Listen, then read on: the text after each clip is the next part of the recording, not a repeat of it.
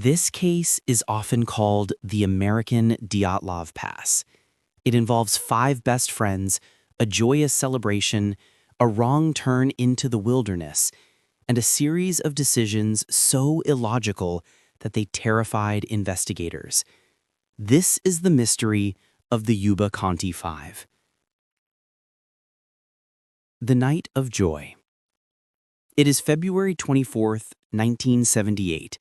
Five men from Yuba City, California, Bill Sterling, Jack Hewitt, Ted Weyer, Jack Madruga, and Gary Mathias, pile into a turquoise and white 1969 Mercury Montego.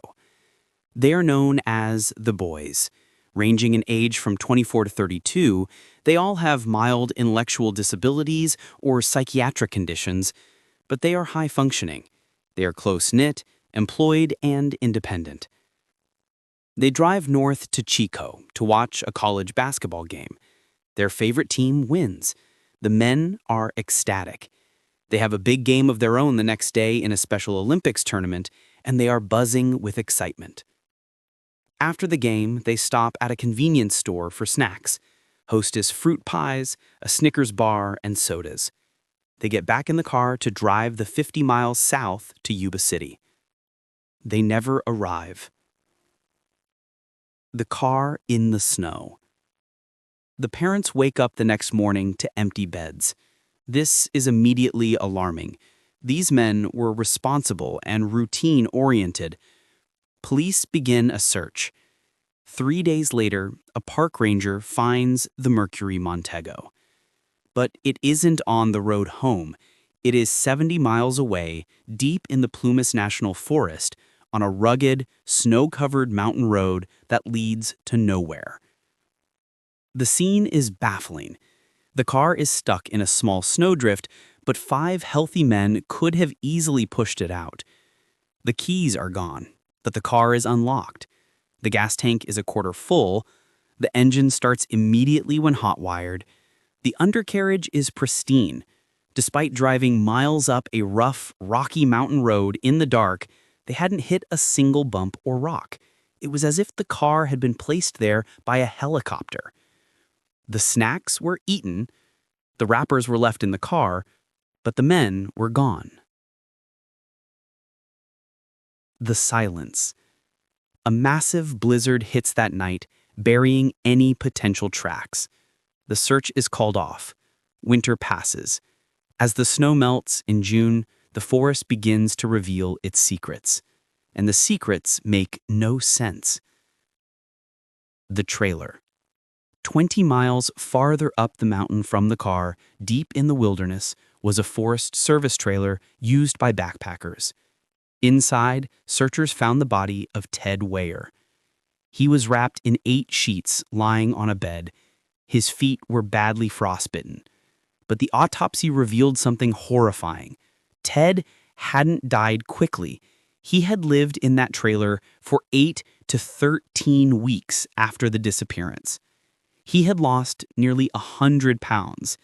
He ultimately died of starvation and hypothermia. But here is the baffling part. Food. Next to the trailer was a storage shed. It contained enough military sea rations and dried food to feed all 5 men for a year. 1 can had been opened. The rest were untouched. Ted starved to death, surrounded by food. Heat. There was a propane tank outside, full and ready to use. The valve just needed to be turned. It was never touched. Fire. There was a fireplace and matches. They were never used. Instead, Ted lay freezing in the dark. Woods surrounding the trailer, the remains of the others were found. Jack Madruga and Bill Sterling were found closest to the car, their bodies reduced to bones by scavengers.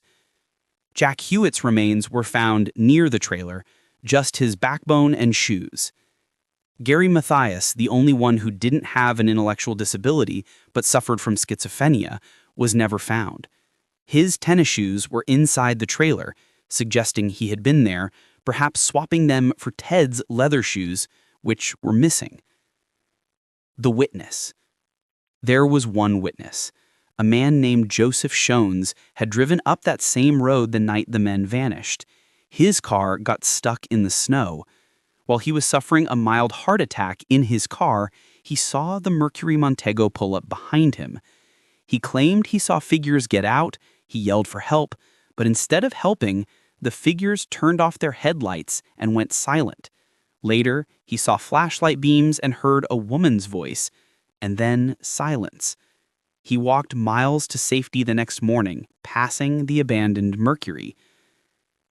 The unanswered questions. Why did they drive 70 miles in the wrong direction up a treacherous mountain road? Why did they abandon a working car? Why did they walk 20 miles uphill through deep snow into the wilderness instead of walking downhill towards civilization? Why did Ted Wayers starve to death in a cabin filled with food? Why did they fear the witness Joseph Shones?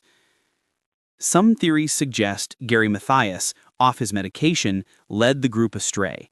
Others suggest they were chased. But ultimately, the Yuba County Five didn't just die. They seemed to actively avoid every chance of survival, paralyzed by a fear or confusion we will never understand.